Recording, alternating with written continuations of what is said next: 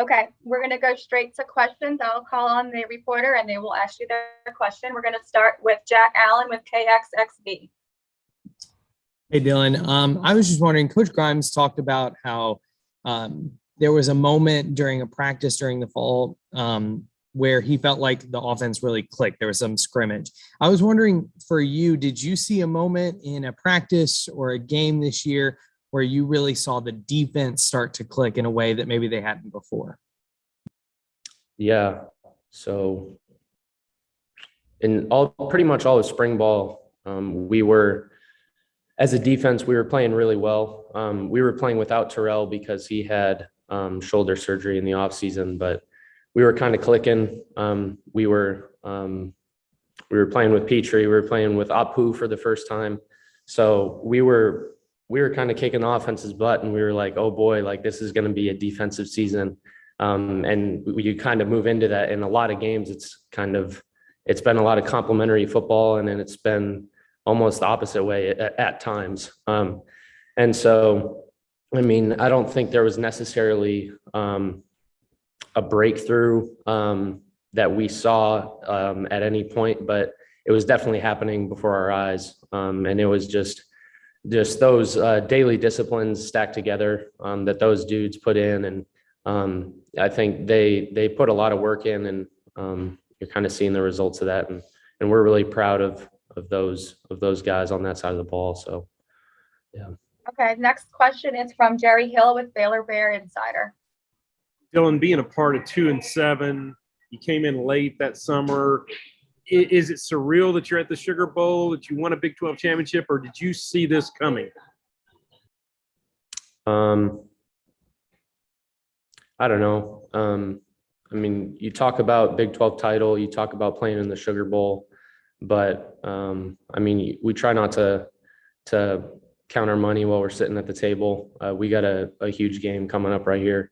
We're playing one of the best QBs in the upcoming draft, and we're just trying to show our culture and show our people on live TV when it comes to Saturday night. We feel like we're the main event, and everybody feels that, and we're really excited about the opportunity to show who we are as a program, and we respect their team, and so we don't want to overlook anything that's in front of us by thinking about what's behind us. And so we're really just focused on what's ahead.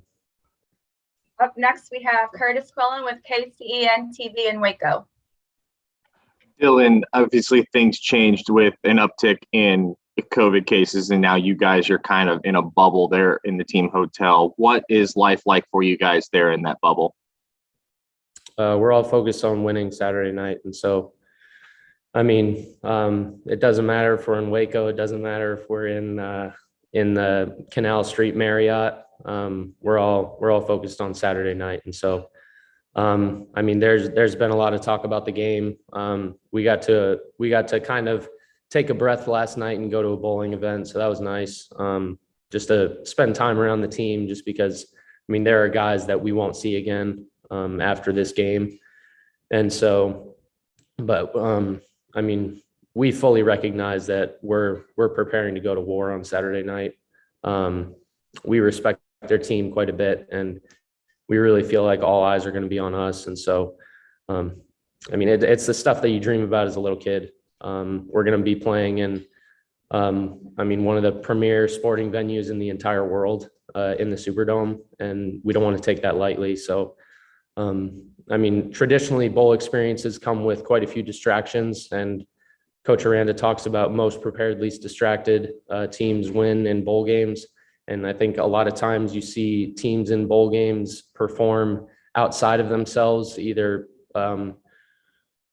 performing well or performing poorly. And we're just trying to be consistent and show our DNA on tape post game. So. Okay, we have John Werner with the Waco Tribune-Herald. Hey, Dillon. Apu got a lot of all-conference honors this year. What does he do out there for the defense that maybe fans don't always see? Yeah, I mean, it's hard just because you see, like, fans generally tend to look at stats, and stats don't tell the whole story. And so I mean, you see Terrell make a lot of tackles. You see me and PD make tackles, but like when we're playing in a 3-down front and he's playing a 0 nose, he's taking up the center and the guard. And one of those guys is generally responsible for me. So, I mean, I owe a lot to Apu. A lot of my tackles are because of him. And so definitely thankful for his big body in the middle there. But I think just even beyond the field, I mean, Apu is just such a positive spirit. I'm sure you guys have seen him. His laugh is so contagious. In terms of team culture, he's just, he's a champion. Like you saw him win at LSU, and he comes here and we win. And I think it's because he approaches work with such a positive mindset. He just loves coming to work every day, and he loves being around the guys and spreading that joy. And so, I mean, it's just he's been such a positive addition to the team this season, and I'm definitely thankful for him. So. Okay, we have time for 2 more. We have Ted Lewis with the New Orleans Advocate. Yes, Dan. I don't know if you know or not, but the Carolina Panthers are going to be in town Saturday to play the Saints the next day. Would you like Coach Rule to come to the game, and what would you like to say to him if you could see him? Yeah, so I actually don't know Coach Rule. I came immediately after he left, so I'm kind of an Aranda guy to the core. But I don't know. I just hope he can see what we've built as a culture and kind of be proud of the guys that he coached. I know he means a lot to so many of the guys, especially defensively. I've had numerous conversations with Petrie and Terrell about Coach Rule, and they have the utmost adoration and respect for him as a football coach. Him and the rest of the coaching staff that he took with him to Carolina. And so, I mean, I just hope he sees that on tape. I hope he sees how much we love each other. And I mean, I hope he sees what any football coach would see. And I hope he sees our cohesiveness as a unit. I hope he sees a smart and physical football team. I mean, all those things. So, yeah. All right, we have the last question for Dillon will come from Jerry Hill with Baylor Bear Insider. Dillon, you talked about their quarterback. What do you see from him? And does it help that y'all faced as many or as good a dual threat quarterbacks as y'all have seen this year? Yeah. I mean, you generally don't play a lot of pro style quarterbacks in the Big 12. So it is helpful that we're playing somebody of our style in the bowl game in a dual threat quarterback, but he brings some challenges that are unique that we haven't seen. I mean, he has a cannon for an arm. I don't know if you've seen that, but I mean, he has plays on tape where he throws it like 60 yards down the field. And I think the DBs probably aren't really expecting the ball to come because they're so far downfield. But like he puts it right in there, and he puts it in a place where only his guys can get to it. And so that's going to be a challenge for us come game day. And he does some really special things with his feet too.